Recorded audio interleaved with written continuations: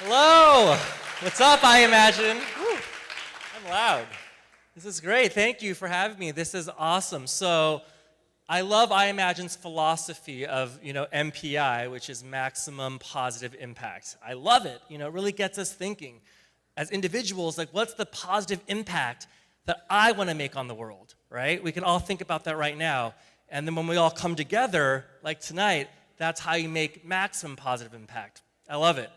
Like Robert was saying, my name is Hayden Lee, and I'm actually a certified life coach. So actually what I do for a living is I help individuals like yourselves find out what you're passionate about and how you can take action to really live a life that's really passionate and purposeful. That's what I do. I also work with teenagers. I help teenagers identify in school, like what's purposeful of school? How can I use my passion to get the most out of my education? So a big part of what I do as a certified life coach for adults and teenagers is I help people realize how our thoughts impact our actions, right? Isn't that true? Our thoughts have a huge impact on our actions. So as a result, tonight we're talking about success. Robert contacted me and they wanted me to talk about redefining success, just like they contacted Brandy. But luckily, that's what I do for a living. I help people redefine success. So, all right.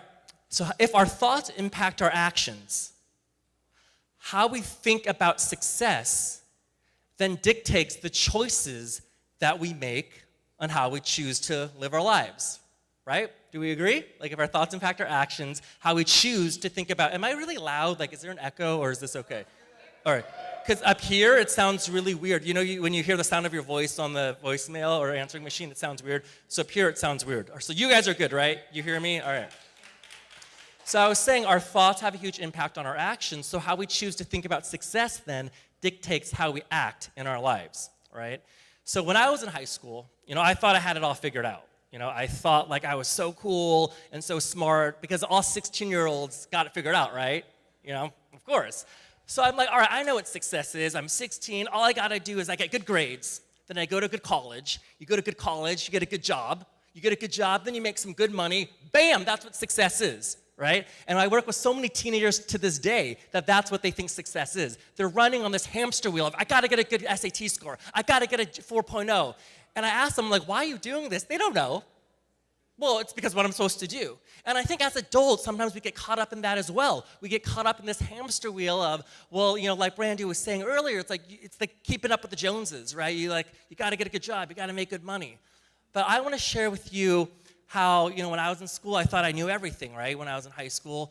And I actually did it. Like, I went to a good college. I went to UC San Diego. I graduated with honors. And I'm thinking, like, all right, when I graduated, I thought, this is what success is, right? But I didn't know. Wait, did I feel successful?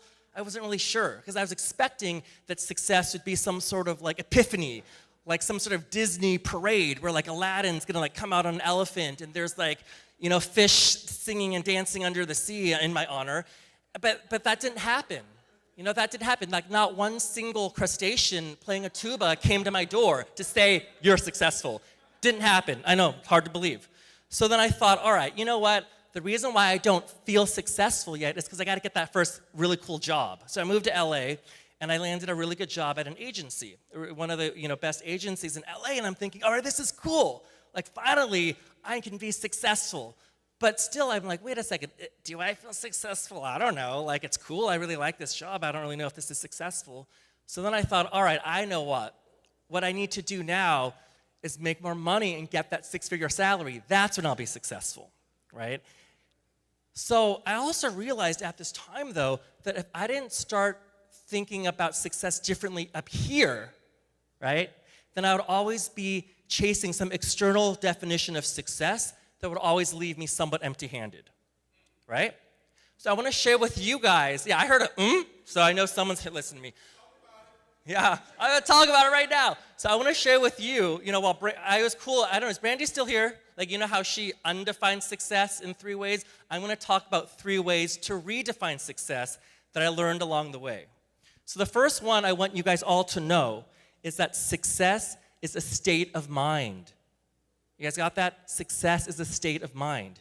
You see, because the problem with the external definition of success, when you base success on outside things like money, power, fame, jobs, cars, is that you're always chasing something, right? But success is a state of mind. So I want us all to think about tonight, what really drives you? What motivates you? What really makes you happy and what gets you up in the morning? What motivates you to want to do something? And I call this PPF. PPF. It stands for purpose, passion, and fulfillment. So I want you guys to all think right now, how much PPF do you have in your life right now? How much purpose do you have? Are you really living your passion? And how much fulfillment do you have in your life? That's PPF. So the first thing I said is purpose, right? So purpose, how I define purpose is finding what you love to do, doing it well, and doing it for a cause greater than yourself. See, that's having a purpose, right? The problem with the old definition of success is you're not thinking about doing something meaningful. You're not thinking about what matters to me. So that's the first P, is having a purpose, right? So like I said, I help motivate people for a living. So there's two types of motivation. There's conditional motivation and intrinsic motivation. Conditional motivation is being motivated for the sake of an external reward or benefit.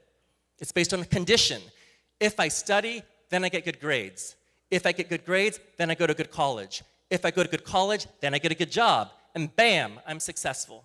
That's conditional motivation. Intrinsic motivation, on the other hand, is when you're motivated to do something because the action itself is the reward.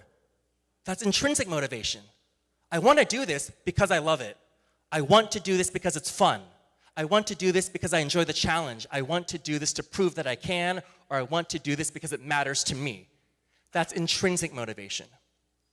So conditional motivation is the old definition of success.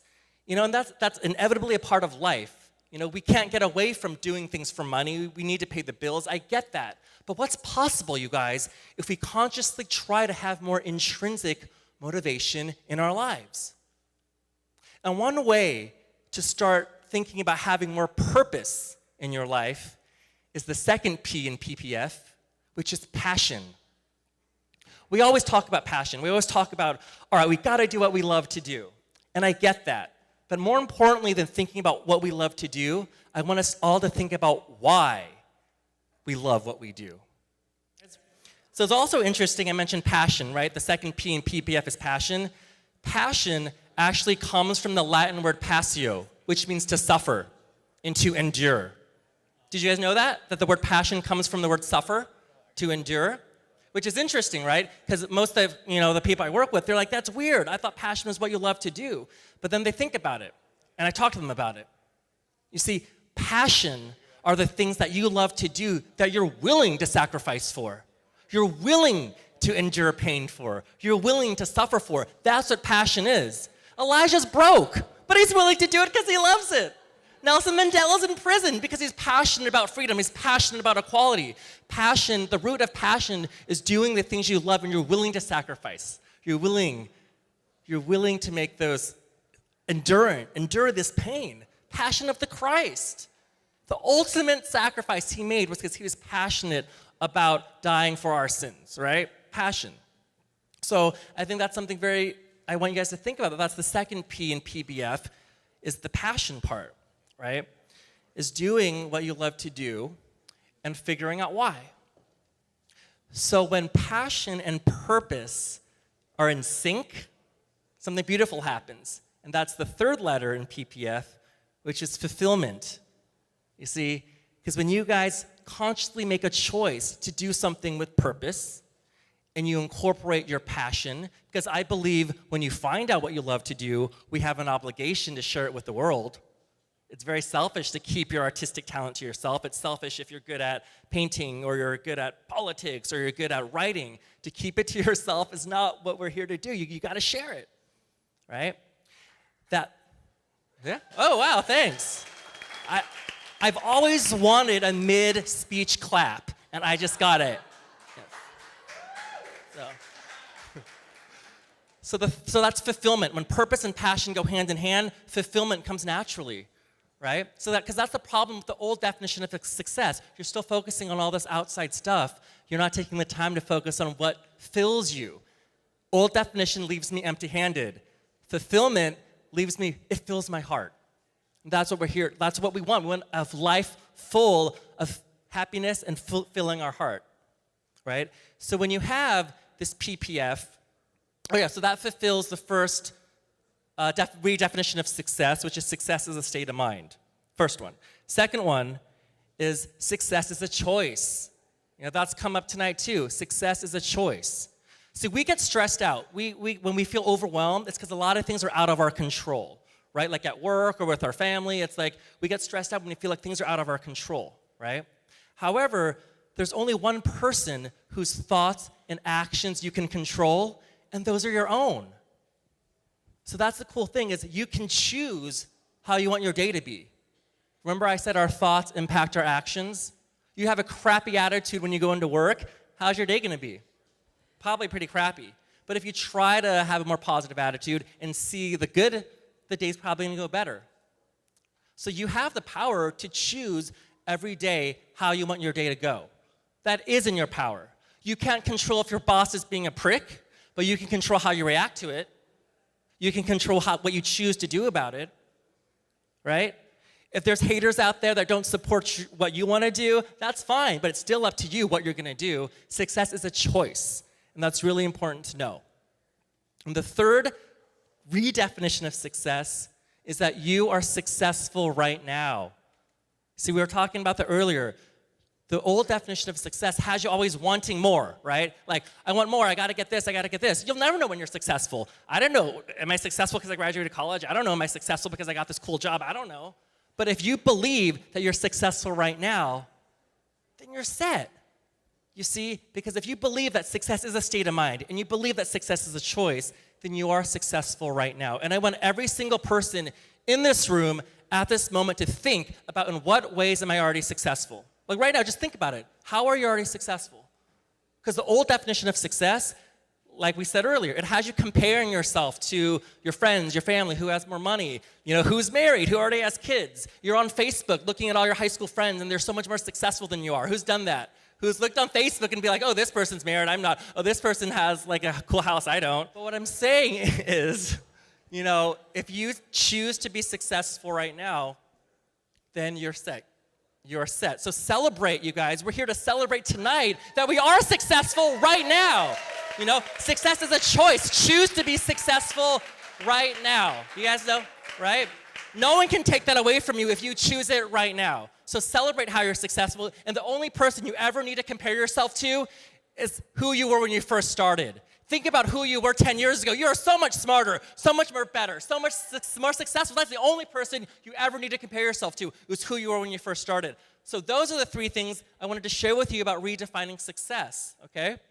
So in conclusion, what I want you guys to think about is, the maximum positive impact that you want to make, you have to take action. That's important. There's no use in just thinking about it, right? You got to take action. So instead of sitting around and thinking about, I'll believe it when I see it, I want you guys to take action and start thinking, if I believe it, I will see it. Thank you very much.